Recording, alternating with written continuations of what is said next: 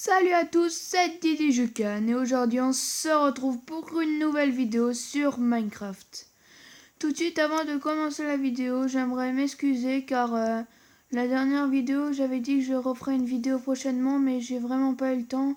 J'étais débordée la semaine dernière et du coup aujourd'hui on se retrouve enfin pour faire une vidéo Minecraft tuto comment faire un passage secret efficace et facile. Du coup on va tout de suite commencer par le faire. Donc, on peut rentrer dans une petite maison. Je vous conseille de faire une maison un peu plus grande que moi, c'est juste l'effet vite fait. Du coup, on fait comme ça. On rentre dans la maison. Et le premier truc qu'on fait, c'est on va faire le système en redstone. Du coup, quand vous êtes dans votre maison comme ça, il faudrait... C'est pour ça que vous pouvez voir, j'ai fait un petit bloc derrière la maison. Il faudrait creuser comme ça et en profondeur pour faire votre passage secret. Du coup, vous creusez de 2 blocs et vous mettez les pistons au fond. 3 blocs, pardon. Vous creusez 3 blocs et vous mettez vos pistons au fond et vous rebouchez comme ça. Du coup, maintenant, on va tout de suite sortir pour faire le système. Du coup, le système va être assez simple. On va venir ici. On va prendre un peu de redstone et...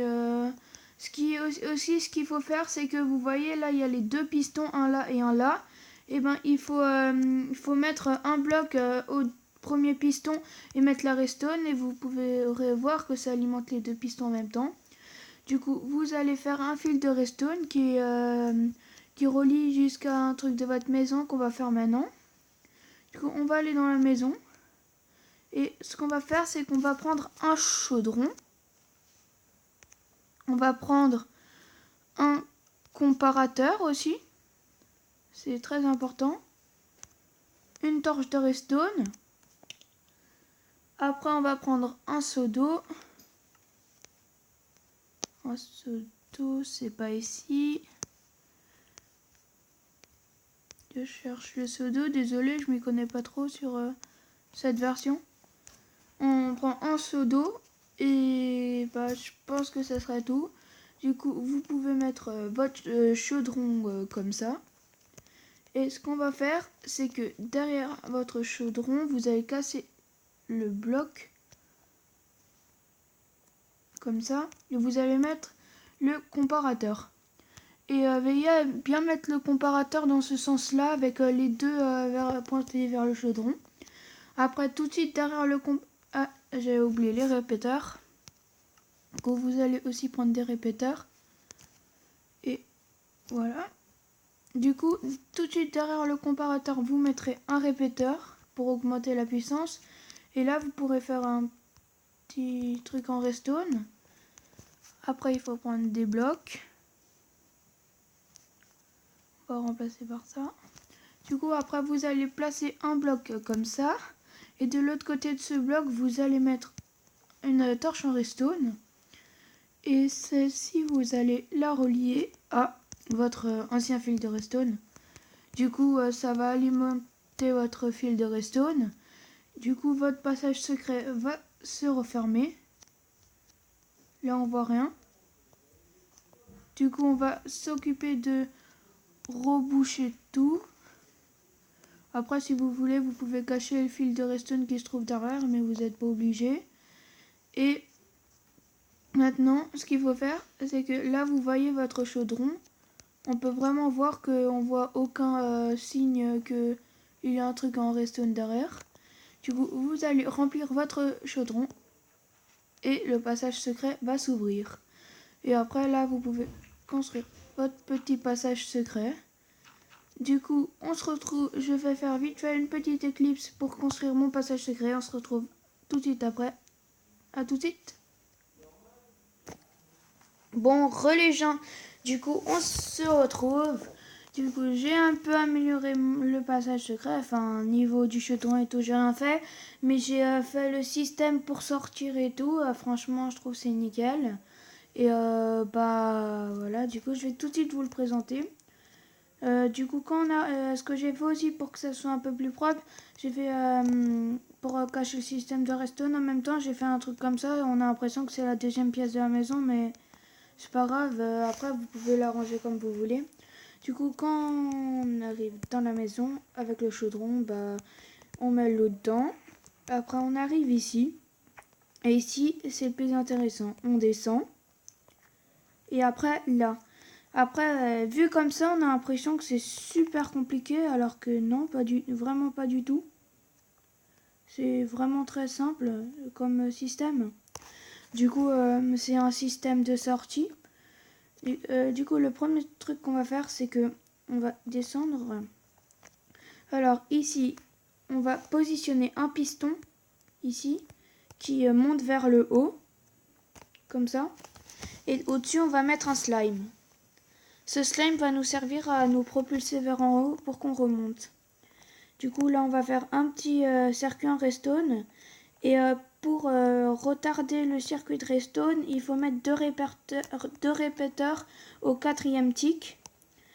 Et bah, après, vous pouvez le relier à un bouton. Et moi, je le reliais tout simplement en bouton comme ça. Le fil, il passe, fil de redstone passe par en dessous. Et du coup, j'ai juste à l'activer comme ça. Ouais. Voilà. Ok, pourquoi il y a de la lumière? Ah, mince. Oui, bon, ça, je le réparerai après. Du coup, quand on est ici, bah, là, il faut penser à faire le piston du haut qui va nous servir que quand on monte, vu que ça sera en retard, ça peut s'ouvrir et après ça nous projectera. Du coup, comment on va le faire? On va relier au même bouton. Du coup, il faut le faire monter. Ça sera un peu la même technique que le chaudron.